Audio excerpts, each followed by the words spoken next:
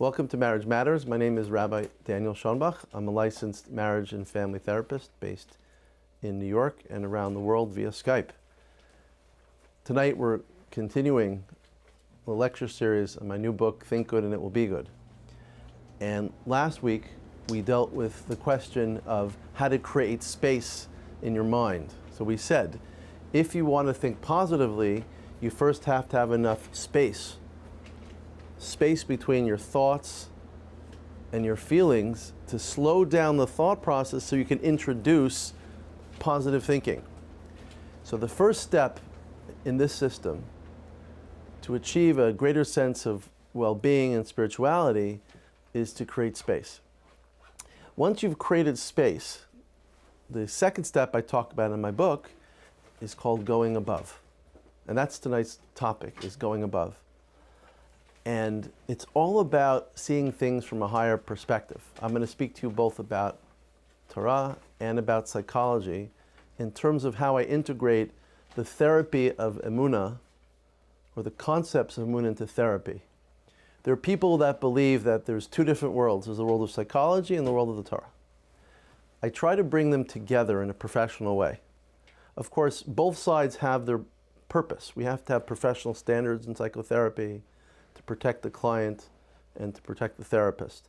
And we should never make them feel uncomfortable. But there are many clients who I've met over the years who want to talk about God, who want to talk about emunah, who want to talk about spirituality. But most therapists are taught never to talk about spirituality and about, I call the G word, the God. We were told in graduate school, don't talk about God.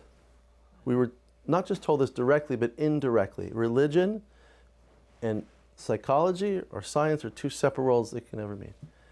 Why is this such a big problem? Because most people who have suffered, anybody who comes to a psychologist is suffering from something, whether it's a little s or a big S, a small suffering or large suffering. They all want to talk, many people would like to talk about what gives them strength, what gives them hope in life, which is ruchniut, which is spirituality. But the vast majority of therapists not only are not trained to do that, they're told not to do that. So the reason I wrote my book, Think Good and Will Be Good, is to introduce psychologists in the community that you can introduce emunah into a psychotherapeutic process. But you have to know how to do it carefully. So this concept of going above is the second step. It teaches people how to do this effectively. Well, it turns out that I didn't start this concept. We learned this from Chazal thousands of years ago. There's two great stories of those who taught us to go above in life, to see life from a higher perspective. One was Rabbi Akiva, the other one was Nachum Ish Gamzu. So the story of Rabbi Akiva, the famous story from the Gemara, was that he was traveling somewhere and he tried staying in this city, this village, and he knocked on one door and they said to him, no, you can't stay here. So Rabbi Akiva said, Kol man da'avid, Rachman al-tavavid. Everything that God does is for good. Okay, that happened once. He went to another house and he knocked on the door. He says, can I please stay over here? I have no place to sleep now. I can't sleep on the street, on the road. So they said, I'm sorry, we're not interested. So he said, Kol man da'avid, Rachman al-tavavid. Everything that God does is for good. So he went out to the forest and he slept in the forest that night. And he had three things with him. He had a donkey, he had a rooster, and a torch. So what's the donkey for? Well, there weren't any Honda Civics in those days, so he had to drive around in his donkey. It was his transportation. He didn't have Uber, right? This is how he got around. So what's the rooster for? Well, he didn't have a cell phone or an alarm clock. Those were before electricity was invented a few thousand years ago. So he had a rooster, right? The rooster croaks at the crack of dawn, and the rooster goes cock-a-doodle-doo, and you wake up. I guess they woke up early in those days, 4:35, so. And he brought with him a torch. Of course, you need a torch for light and for warmth, maybe for cooking. But what happened that night is some type of wild beast, some type of lion came and ate the donkey, killed the donkey. And then another animal came and ate his rooster. And his torch blew out. A wind came in the middle of the night and his torch blew out. And Rabbi Akiva got up and said, Kol man da'avid, Rachman al-tavavid. Everything that God does is for good. What happened?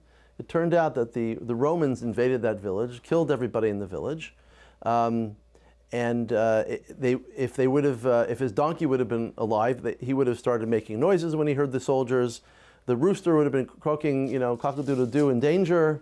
And if they would have seen his torch, he would have been seen and he would have been murdered. So, Kolman da'avid Rahman l'tavi. That's one level, Munah, that we're able to see, let's say retroactively, or believe in the future that everything that God does is for good.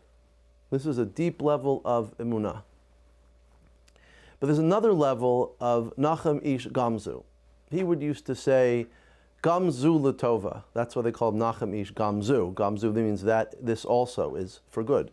What is this also is for good? What is the level that we're talking about? We'll see this psychologically as well. What is the level we're talking about of emunah that is higher than Rabbi Akiva? Rabbi Akiva was talking about the past and perhaps the future, or something that just happened. Nachem Ish Gamzu was talking about this itself is for good. I can see goodness in this very thing. And there was a time where the Romans were attacking the Jews, their lives were threatened. So they sent Nachem Ish Gamzu with a casket, a treasure of jewels to appease the king and the emperor. And he went to give it to the king. He stopped over an inn that night. And the innkeeper saw in this box, because of its weight, that there's probably something very expensive inside. There was good stuff. So he took away all the jewels in the middle of the night and he replaced it with sand. And Nachem Ish Gamzu picked it up and he could feel there was a change and he already knew there was sand. He said, Gamzu Latova, this itself is for good. And he went to the emperor and he presented him this box. And the emperor opens up the box and he doesn't see these jewels, he sees sand. And off with their heads at that point, sand from the Jews. So they say Eliyahu Navi was his assistant. And he said, these Jews are not crazy. I mean, if they brought you this stuff, this is probably very good stuff. And this sand must be very powerful. And there's a story of Avram Avinu, when he was fighting the 4 kings, he had sand and he'd throw the sand up and the sand would turn into spears and to rocks and attack his enemies. So it must be something pretty good. And the story is the Romans picked this up, threw it up in the air, and it did. It turned into these spears and these rocks, and it was very powerful, and it saved the Jews. But the point of Nachem Ish Gamzu is to show Gamzu Latova, even in something that is painful, there's something powerful awaiting a person. And this is so powerful if somebody has suffered.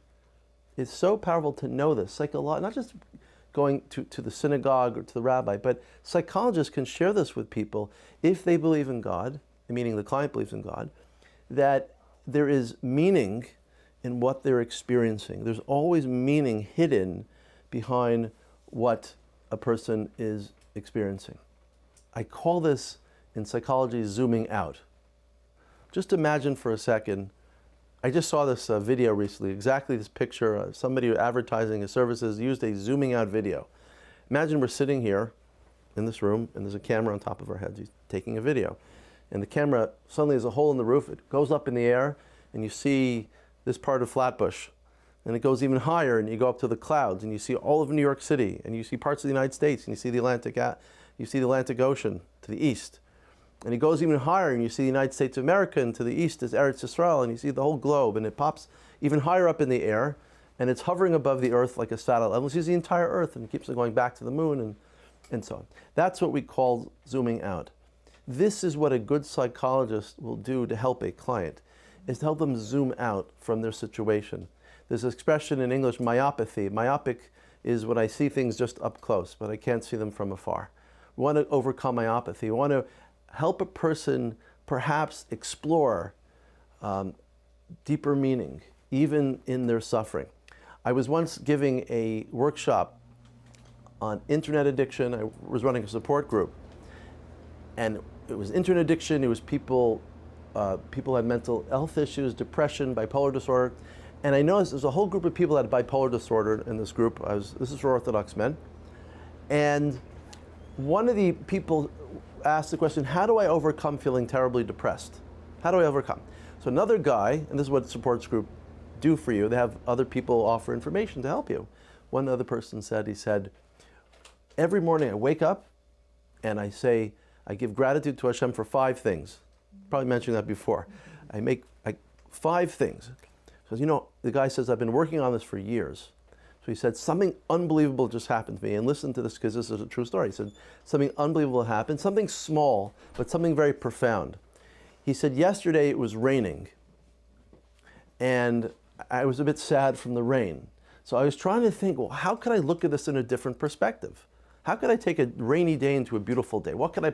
Then he realized, and if anybody here, any of you drive, you'll know that certain days, I'm not sure, I don't remember what it is, either parts of the winter, parts of the summer, you drive early in the morning and you get blinded. You get blinded by the sun, you just can't see, cover your face, and you almost can't, it's almost dangerous. She said, Baruch Hashem, it was a cloudy day yesterday, which means I wouldn't be blinded when I drove out early to work in the morning.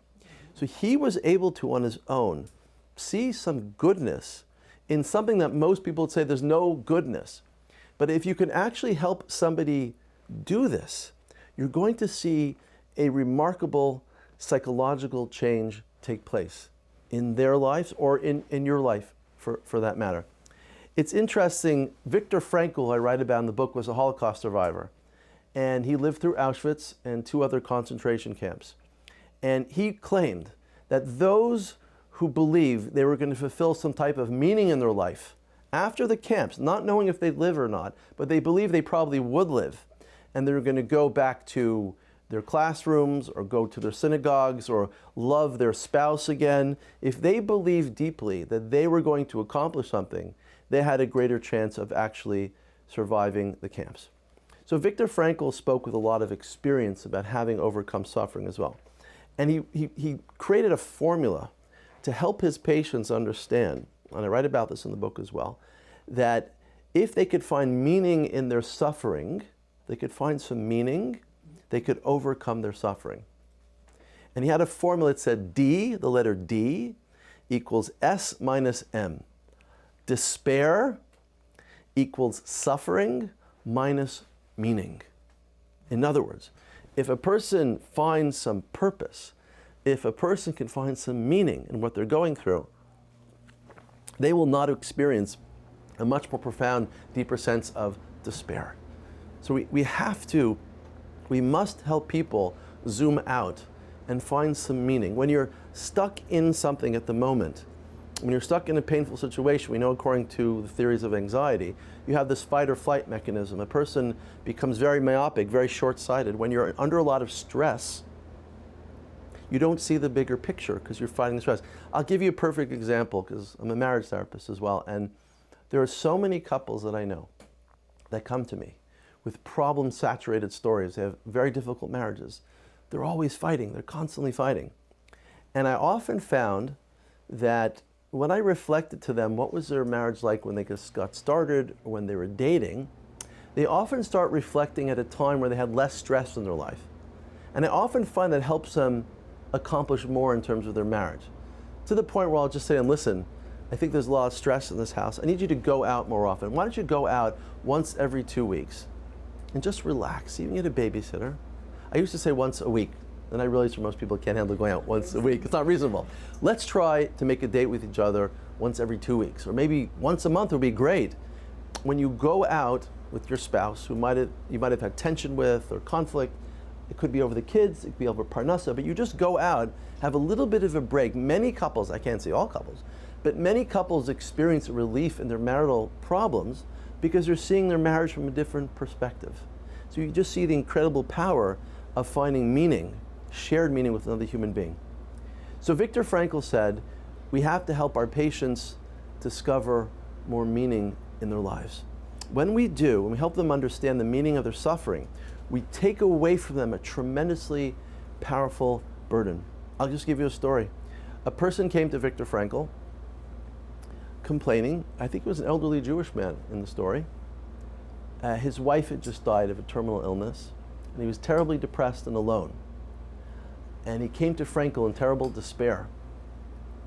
Frankl says he improvised with this man. What did he do? He said, let me ask you, my dear friend, what would have happened if you would have died first? He told this man, he asked this man. He said, if he would have died first, his wife would have suffered unbearable suffering. She would have experienced tremendous pain watching her husband die. So he said to him, isn't perhaps true then that the reason she died first was to help her avoid the suffering she would have suffered if you would have died first. So you're outliving her had the meaning of reducing your wife's pain. And it says in that story that this man was feeling better from his depression, was able to keep on living because his suffering had meaning. His suffering had a purpose. There's a psychologist named Dr. Jerry Long, who was a student of Viktor Frankl, who actually died within the last few years. There's a famous video of Viktor Frankl, you can watch this on YouTube, of Frankl speaking to this quadriplegic. Jerry Long was going to be a baseball player. He's a tremendously powerful athlete. And one day he went diving, and he didn't know it was shallow water and a shallow rock, and he broke his neck, he cracked his neck. At the height of he was just about to launch into Major League Baseball, he broke his neck, he was a quadriplegic. And you'll see the videos on YouTube of him with his one hand, I think, moving, going with his electric wheelchair into the studio and talking to Dr. Frankl. And he was from Texas, and he wrote Dr. Frankl a letter. Dr. Frankl was in Vienna most of his life after the war, and he wrote Dr. Frankl a letter about his life. And as he sat there in the hospital bed, realizing he'd never move again in his life, he suddenly, and he'd lose his career as a baseball player, he suddenly discovered a new passion in life. He decided in his hospital bed that he was going to become a psychologist who was going to help those who had suffered from terminal illness or disease, or had suffered illness such as breaking their spine, they're paralyzed. He was going to be the therapist who was going to help all these paralyzed individuals around the world find deeper meaning in their lives. And Viktor Frankl actually invited him. They flew him to Germany for a conference where he gave his paper.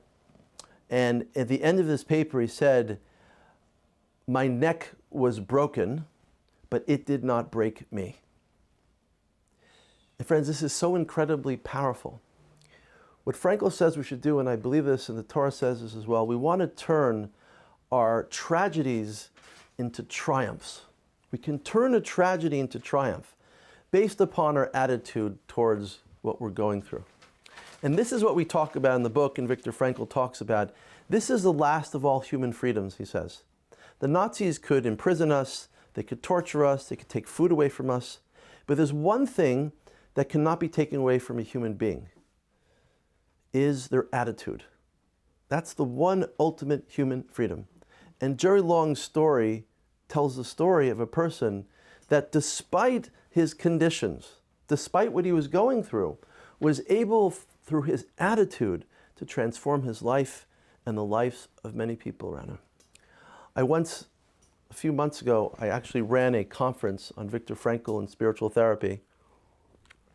And we had with us a wonderful rabbi who is known to be very effective in reaching out to hundreds and thousands of young women in our communities. He runs an institute, he has residential centers for women in distress and so on. And he got up at the conference and I asked him to speak about addiction and the Torah. Because I thought if there's anybody that knows this, he's a great speaker and he'll talk about addiction and the Torah. So he got up to speak and waiting for this great lecture. And it was, everybody's excited. And I was busy in the back of the room. I was organizing the lecture, very busy. Hearing him speak, he says, "Ladies and gentlemen, I want to tell you that I myself am a recovering addict." Oh, boy. And people looked at him and said, "What? He? The recovering addict? He's the one who's saving hundreds of people's lives through addicts? Is recovering?" He goes, "Yes." He said, and this is public knowledge, he says that as a child he was abused by two or several people. And he swore, when he got older, that he would never let anybody that he knows in his community ever suffer from abuse again. And he went on to create this wonderful organization that's helped literally hundreds and thousands of young people and families and saved girls' lives today. But this is what he said, even deeper. And I couldn't say this because I, thank God, never experienced a type of physical abuse. But only he could say this. And this is what he said. He said, "If I was given the opportunity to not have been abused, I would not choose it. I would never give up my abuse because it turned me into what I am today. Now, of course, I would not give that advice to my clients. I'm sharing with you a true story about a very famous rabbi who shared that with his clients. He was able to transform a tragedy into a tremendous personal triumph. There are so many stories of this. You would be surprised how many great people. Today we mentioned Rabbi Gustman. I had the source was learning with him for several years. His son was killed right in front of him by the Nazis. He went on to build a wonderful yeshiva in Eretz Yisrael many years after that. But I can't tell you, there are so many great people. When you see a great person, one should question whether they suffered beforehand. Because many great people are great because they overcame something. Many people, you'd be surprised. And there are many stories of people that achieve greatness from overcoming difficulties in their lives. The Prime Minister of Israel right now, Bibi Netanyahu, his brother was killed at the raid in Entebbe. In response to the raid in Entebbe with his brother's death, he created something called the Jonathan. His brother's name was Jonathan. He created the Jonathan Institute. It was an international institute. I remember as a child reading about that. He was studying and researching how to stop international terrorism. And now he's the Prime Minister of Israel. The Eish Kodesh, a very famous rabbi who died in the ghetto in Warsaw, was the Rabbi of thousands of children. He was called the orphans Rabbi in Warsaw.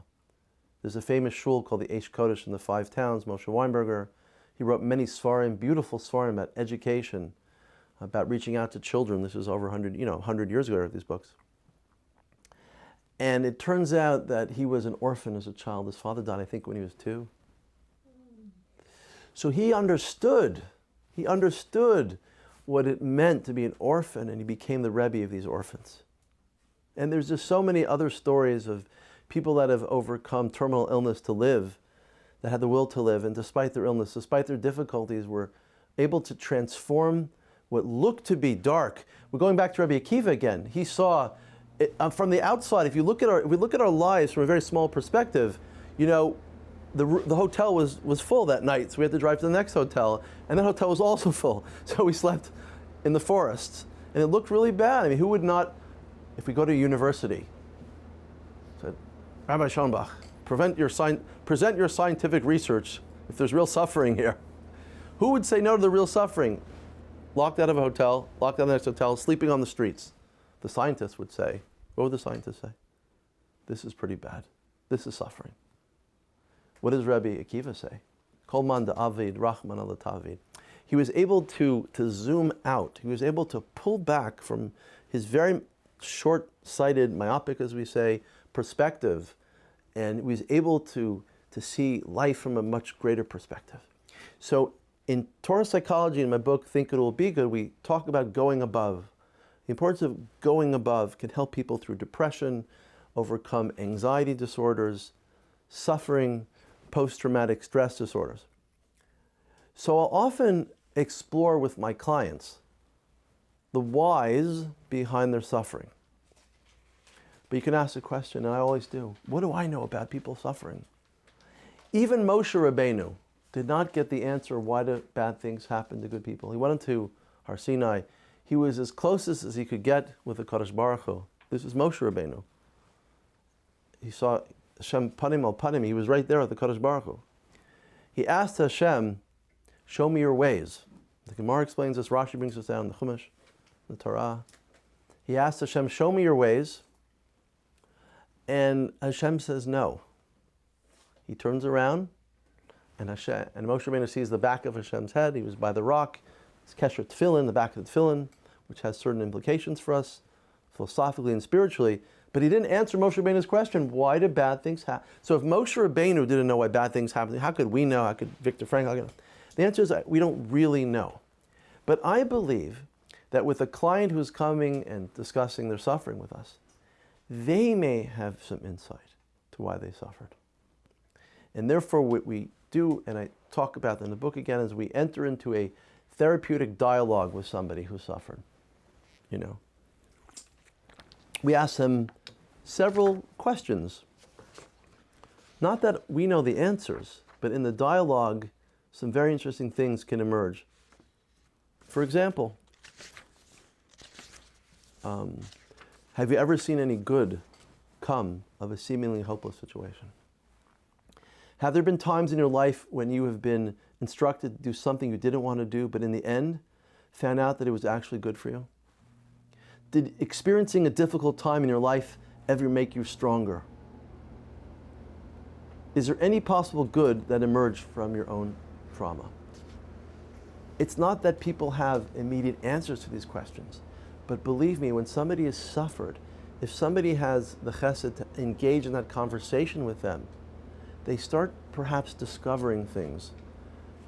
I remember a true story of somebody that, I used to live in Eretz Yisrael for 10 years.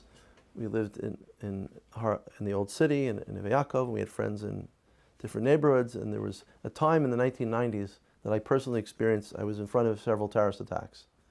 I either heard them or saw people, and very, very overwhelming. But I remember a friend of mine told me there was one bus that came from Har Nof that blew up going to the Kotel, I think.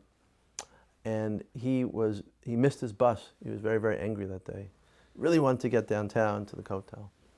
And he only found out later that because he missed his bus, his life was saved. There are so many nisim, there's so many stories that we're not really ever fully aware of. But if we step back, we begin to appreciate that there's a divine hand in our lives. And how do we find that divine hand?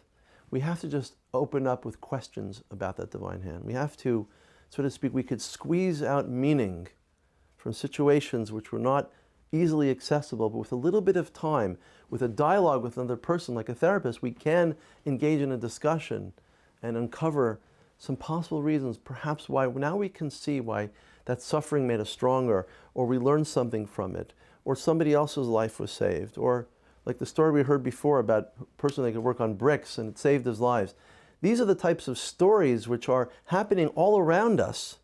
We're just not aware of them. We get so focused in our day-to-day lives. We get so focused on making a living and dealing with children and or going on shidduchim or whatever the things in our lives that are difficult. We often don't step back to really appreciate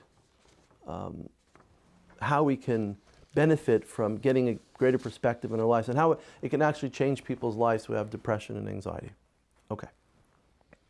So let me give you some exercises now that I talk about in the book that I found, that my clients found very helpful when they were suffering, when they're going through difficult times, which kind of alleviated some of their pain when they were able to go above. I want to just offer you some of the things which I found in the Torah itself, which helped us go above.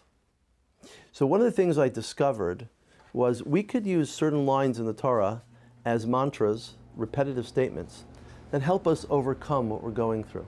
So try some of these if you're in pain or going through a hard time. Say the words over and over again, Ribono Sha'olam, Ribono Sha'olam, Master of the Universe. Or Ein Od Milvado, Ein Od Milvado. There was no other besides him. If you find yourself in a difficult situation, if you could meditate deeply on one statement, which brings a lot of meaning and perception in your life, keep on repeating it till it sinks in, till you actually experience it psychologically. Shaviti Hashem lenegdi tamid. I have placed God in front of me at all times. Try these 4 lines, and there's another one. Shema Yisrael Hashem Elokeinu Hashem Echad. That's the 4th. Hear, O Israel, the Lord our God, the Lord is one.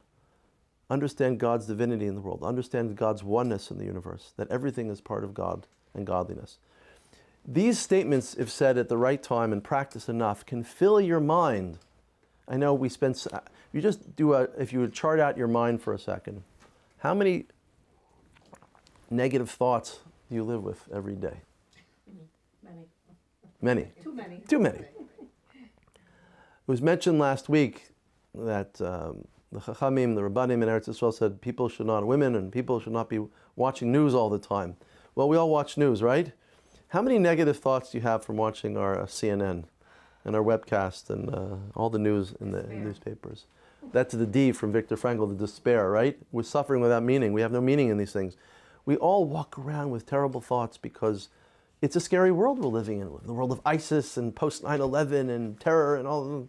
So we live with such negativity. So just make a chart. How many negative thoughts do we have?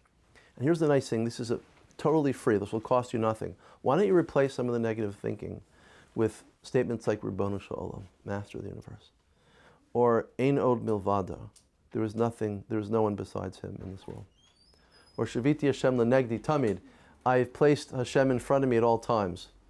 It won't cost you anything. It's free. Optimism is free, as I mentioned before, and it will help you dramatically change your thinking.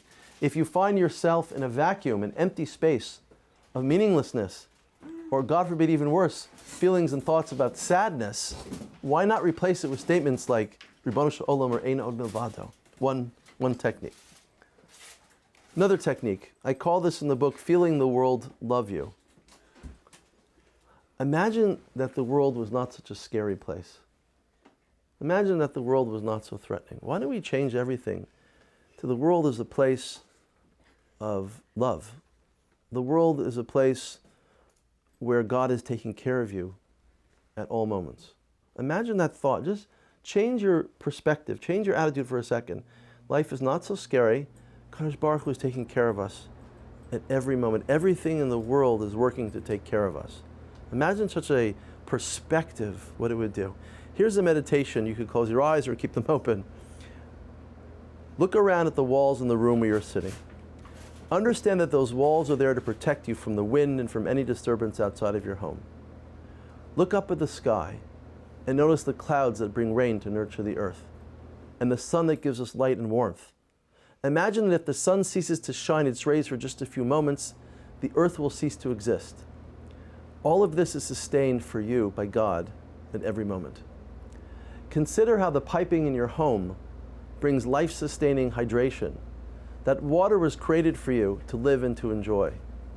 Also consider the tens of thousands of people who are involved in maintaining the quality and delivery of water to your home. All of this is sustained for you by God at every moment. Think about your breathing for a second. Notice yourself breathing in and out. In and out.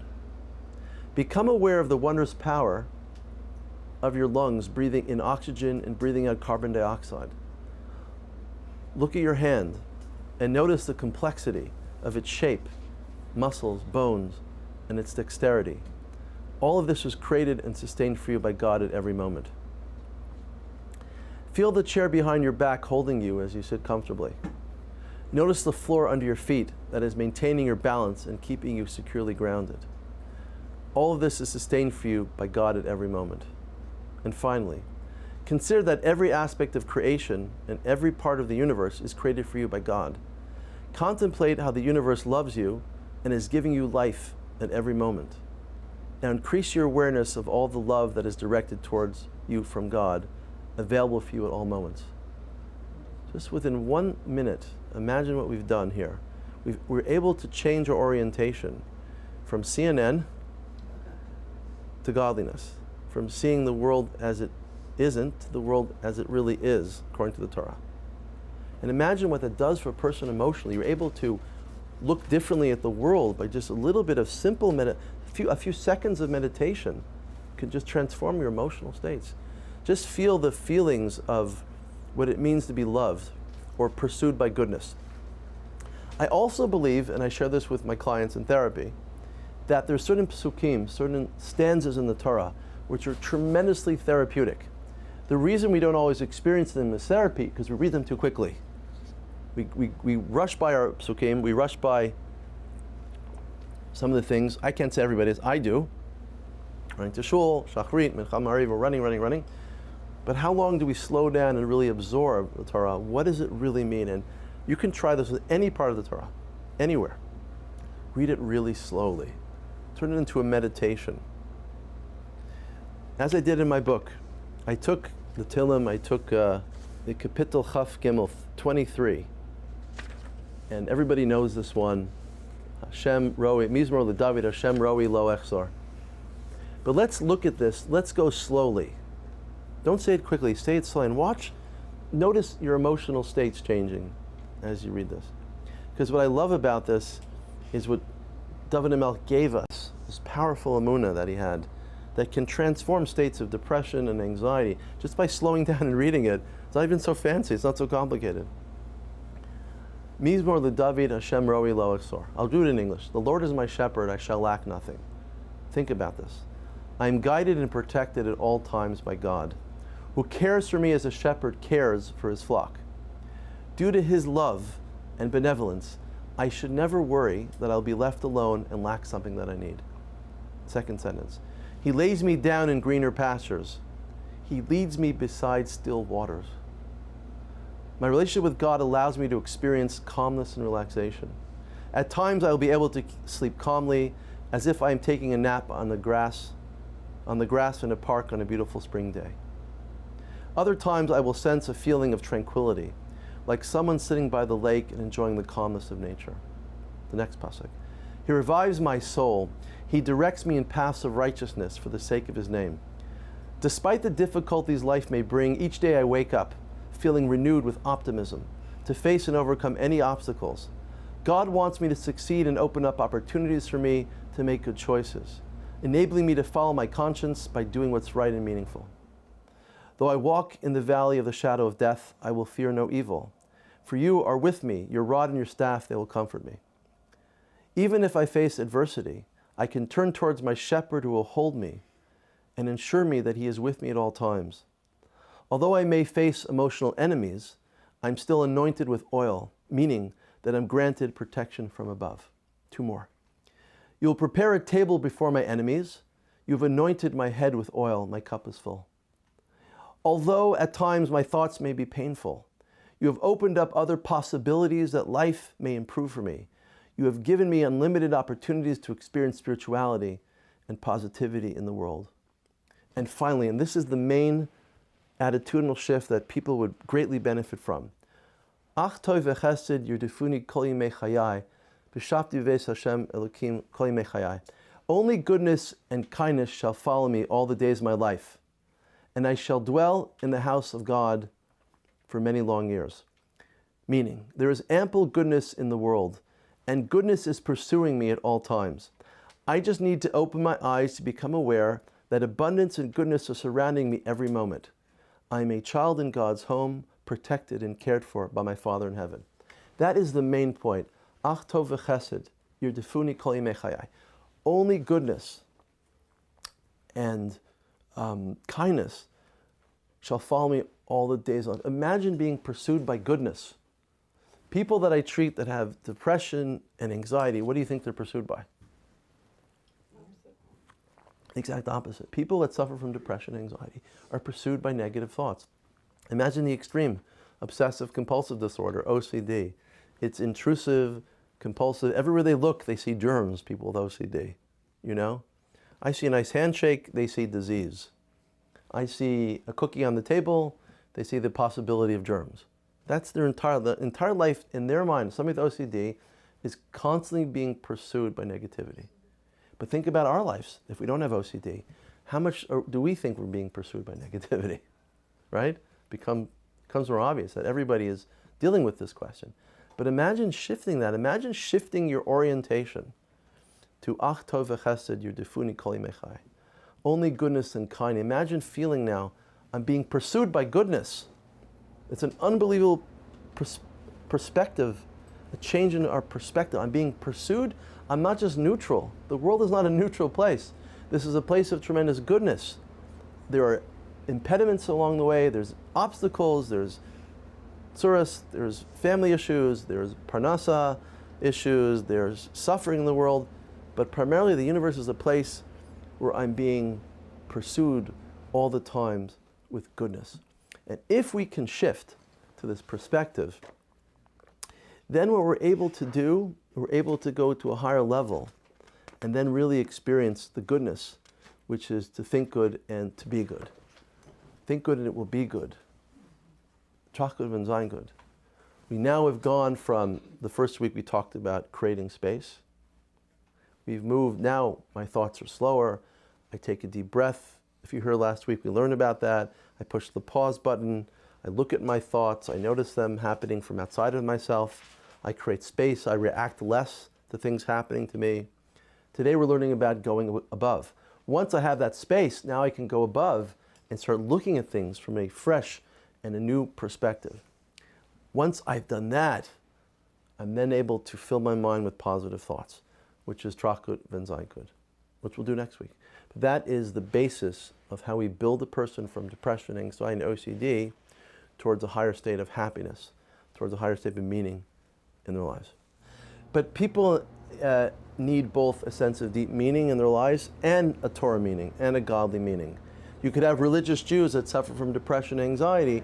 We could help them discover more meaning in their personal lives, in their professional goals, in how they're helping other people, how they're accomplishing certain tasks, how they're experiencing life in a more profound, meaningful way. That's logotherapy. That's Viktor Frankl. You could be religious and not experiencing it also in a deep, meaningful Correct. way. Even that alone, You could be, without even saying it. you could be religious, and this is exactly what I was trying to show before, was if we take something like Kapitel 23 of Tehillim, and It's very nice meditation. thank you.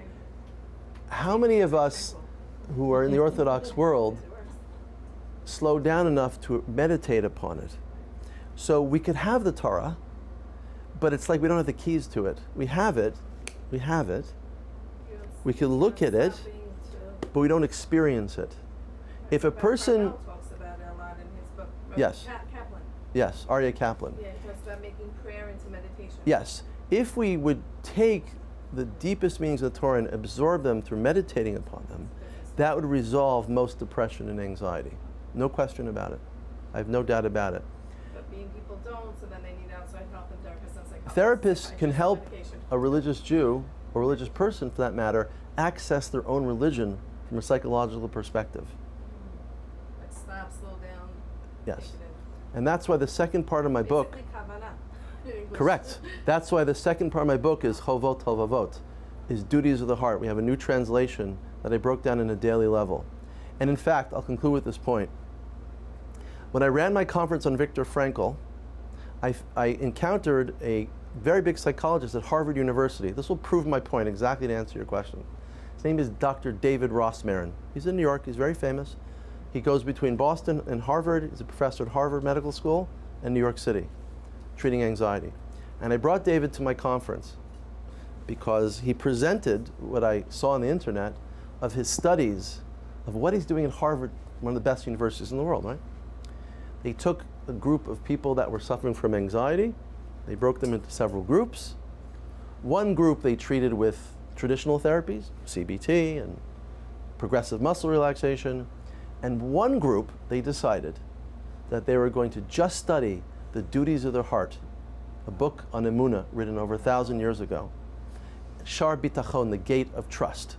That's all they did. For a few weeks, they spent half an hour a day simply studying his writings, the book called Duties of the Heart. And that book talks about how God is taking care of everyone, how a person can experience deeper bitachon, not just emunah where we believe there's a God, but the deep belief that God is involved with us. And in his program, they studied 30 minutes a day for a period of 2 weeks at Harvard University. They did inspiring anecdotes about belief. They read patches from Torah sources about belief. They picture a person that you trust and imagine that he or she was sent by God to help you.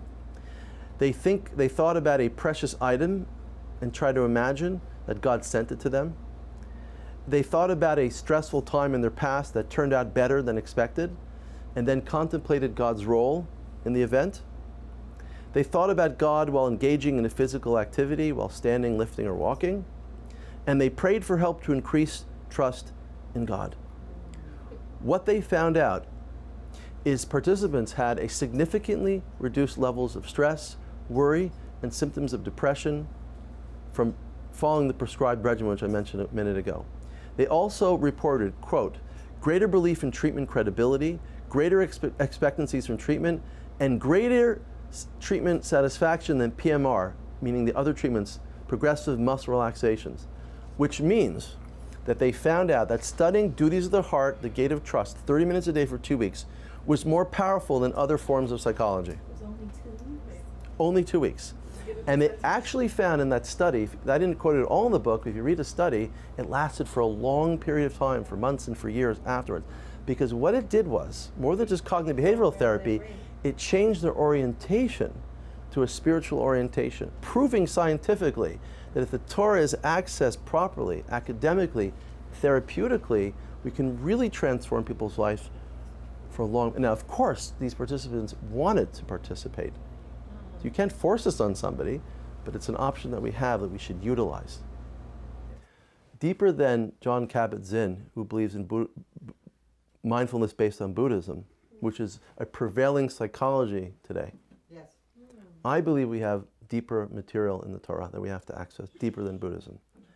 So I believe instead of studying mindfulness in Buddhism, people should be learning duties of the heart, the gate of trust. And I believe scientifically shown in Harvard that monotheistic meditation based upon the Kadosh Baruch Hu, Ribbono Shel Olam, is significantly more powerful than mindfulness. And this is what we need to talk about as Torah Jews, to offer, just as Buddhism, you said before you have to have, see, one of the reasons I wrote my book was as follows. You're correct. We are taught in the schools of psychology to make a fine line, a wall between church and state, correct? However, about 15, 20 years ago, Buddhism, which is a religion, started entering and permeating all of psychology. And you will know as a therapist that the vast majority of trainings today, if you want to go to a training, are based upon mindfulness. But the reason I wrote this book was to teach people that there's something higher than Buddhism. That's called monotheism. And we have these powerful sources in the Torah, if meditated upon, are more effective than Buddhism and mindfulness, and more effective over a longer period of time as well. And that's why I actually wrote my book, Think It Will Be Good, to show psychologists that monotheism and the Torah are powerful tools to healing depression and anxiety.